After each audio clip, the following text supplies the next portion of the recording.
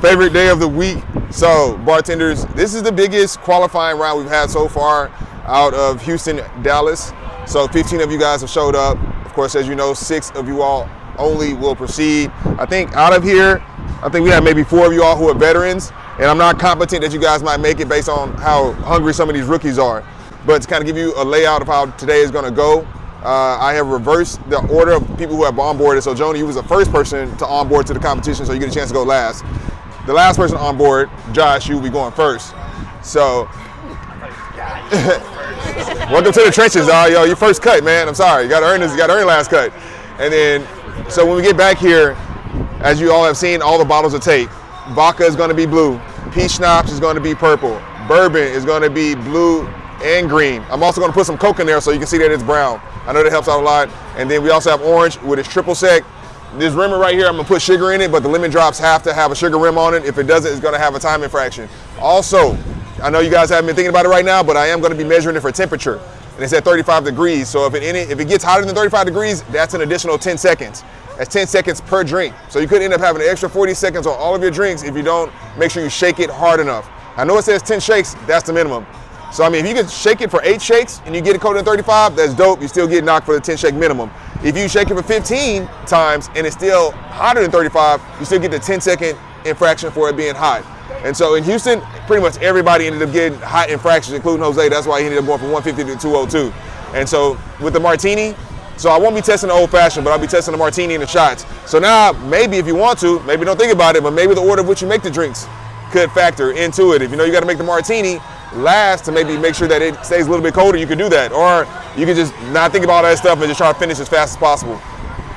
When it comes to some of the rules that I saw that I want to be clarifying, make sure you use the right side of the jigger. So there's a big side, there's a little side.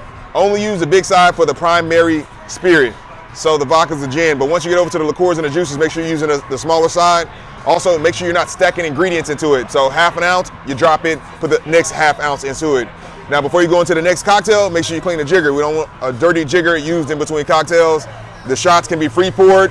Don't get nervous and start measuring out your shots. It'll slow you down. So just, if you want to do shots first, make sure you free pour. If you want to do them second, free pour them then. So kind of have the sequence of events already planned out in your head. So I think that a lot of times you guys are getting up there and not thinking about what step is going after the next. With that in mind, this well is kind of tall. So how you go about placing things is going to be very critical. Like, set your glassware on the outside if you want to build inside. If you want to build inside, then set your glassware on the inside and vice versa. So think about that stuff going into it.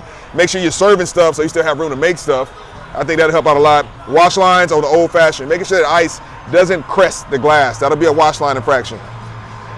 Of course, make sure you don't forget to clean out your tools afterwards. I know everybody here did not clean out their tools after the practice round. Yeah, like nobody. It's almost like you guys didn't watch speed roast. Old fashioned is only 2 dashes. If you put an extra dash, it's going to be an infraction.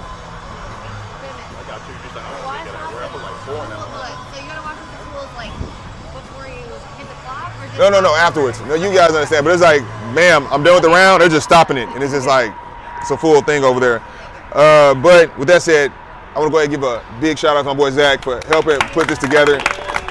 You don't know, bar manager, especially of a place this size, super busy, handling a bar getting constructed. You had a carnival in town, but still was able to secure a few of these vendors out here. And he also curated a menu, man. Yes. It's inside. I'll take it out for you guys here in a second. Feel free to pass it around amongst yourselves. We've got 10 cocktails. I've got 7 cocktails, 2 shots, and then a Boilermaker. So all using all of these ingredients out here. We had a lot of fun. Thank them just as much as y'all are thanking everyone else for coming out here today. They're here to make sure y'all have a fun time. And other than that, the other thing I got for y'all is I took the liberty of making a few game cards for y'all. I felt that childhood joy. So if you would like one, come on up, and I think there's $10 in each of these. All right. And I want you to touch on, because what he just did today was like a really brilliant veteran move play, getting the brands activated, getting them to support the menu so that way he can include their ingredients to then get free alcohol. Can you touch on how beneficial it is to have these relationships and how people can start utilizing them a little bit more? So I got in touch, Live Oak Vodka, the biggest sponsor of the day. Don't mean to be biased. They've been so beneficial getting John out here, and I knew about month and a half ago. So it's about getting in touch with them immediately. John hooked me up with Noah, and then I got my vodka ambassador, Nicole, out there, and then as far as like the spending and like the cost and all of that goes, I reached out to the distributors. So they're part of who we call Favorite Brands. They're part of a bigger conglomerate. So you've heard of like Favorite Brands, Republic, Southern Glazers, et cetera, et cetera. They've got kind of the bigger money. They're the ones that buy from the suppliers to take to the Class Bs to take directly to y'all. So they've got just as much support as the suppliers do themselves, so make sure you're always keeping in touch with those as well. And then it's a matter of, hey, I'm going to buy X, Y, and Z. Come out, pour a few samples for y'all, spend a few dollars on cocktails, and have some fun. This is just as much as getting in front of y'all and getting y'all to take them back to your bars as it is for us. And that's kind of the biggest part. That's why I love throwing on service industry events. It's, hey, that's not just a networking between bartenders and customers and everyone else. It's the networking between y'all and the distributors, the suppliers, the brands, the ambassadors, everyone that's out here. At the end of the day, we all want to make money. They want to make money off of the stuff, off of us buying their brands, and we want to make money selling their brands. So it's a mutual relationship. And I want to stress why they are here. They are here because you guys throw events. They want to partner with you guys. They want to break into the Austin market. So all of this stuff. So when you guys say, yo, John, I got an idea, I was like, well, have you talked to a sponsor yet? Oh, I'm throwing a party in 2 days. It's too late. You got to understand they operate in quarters. Come into them with a plan, come into them how it's going to be beneficial to them. I mean, especially hearing from a bar manager, understanding what's on his plate, so that way when you bring it to them, it's already in wrap deals. Like, yo, we're going to need 2 cases here, and this is how we're going to go ahead and integrate them into the party. Maybe we charge, and maybe get a complimentary drink for them getting here early. There's some legalities that I don't understand yet, so, but making sure you kind of take into that as you go into these parties. And it's all about supporting their product, right? So if they're buying their product, that's the biggest thing. If they're not, there are certain like loop arounds. Obviously, they're not allowed to pay for stuff that like isn't their product. But if it's their product, then it's a matter of sampling them out, and it's a matter of education. And that's the big word that they use, education.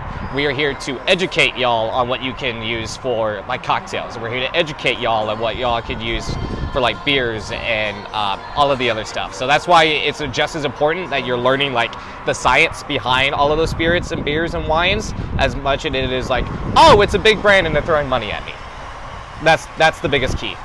I think understanding the product side is beneficial for you selling to the customer. Understanding the business side is what gets you guys motivated, because I know a lot of us ended up in bartending because it paid the bills.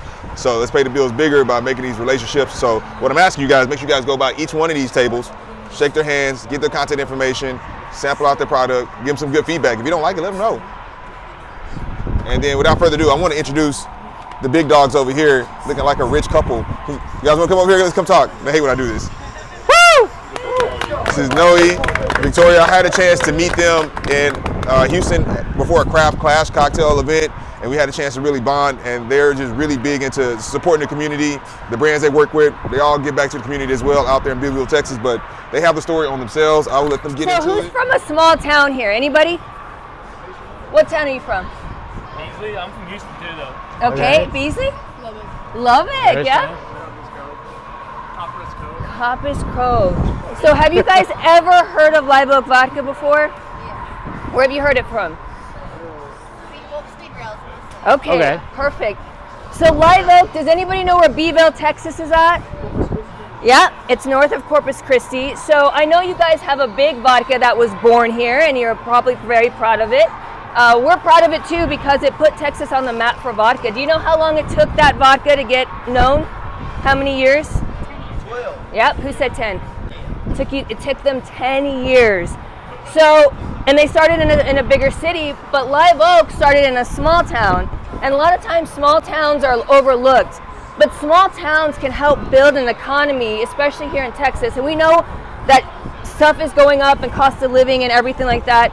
And what we were trying to do is circulate the money so we can help the Texas economy.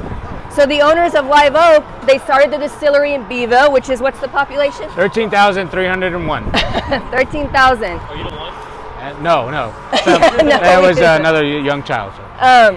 So they started the distillery there because they want to bring economy there. A naval base used to be there. It shut down, and when that shut down, the economy started declining. So they built it there, and now the owner, he likes to build like businesses in small towns because he's from there. He believes in small towns, and we're the little guy. The other one that was born here, that's a global company, and he paved the way. Now it's time for us to give back to a little person, a little guy that's going to build. And one thing about Live Oak is that they're industry-driven people. Noe and I are both from the industry. We bartended for several years, distributor, supplier. Now we have our own company, broker. So Live Oak is one of our brands. But they give to charity, they give to that. But what can we give to y'all? Yeah. Because I know what it feels like. You're living off tips. It's hard. What if you had a shitty night, a shitty day? So Live Oak is really big on that. Our company is called NVU Brands. We're a broker. All we want to do is create jobs. That's the same thing with Live Oak.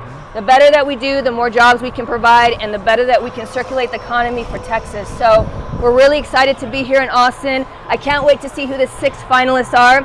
Okay, so good luck to everybody. I'll see you guys. Good job. Okay, yes.